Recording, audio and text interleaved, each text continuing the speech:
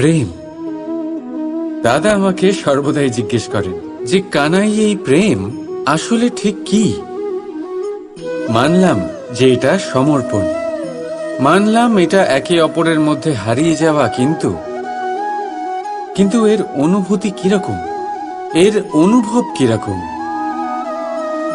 দেখুন, প্রেম কি তা সম্পূর্ণরূপে বোঝানো কানাইয়ের সাধ্য তো অবশ্যই নয়, কারণ এই প্রেম এতটাই মহান। কিন্তু প্রেমের বিশুদ্ধ অনুভূতির বিষয়ে আমি বলতে পারি নিজের অনুভূতি থেকে। দেখুন,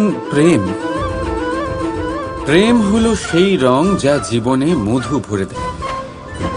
প্রেম সেই ভাবনা যা মুহূর্তের মধ্যে মুখে হাসি এনে দেয়।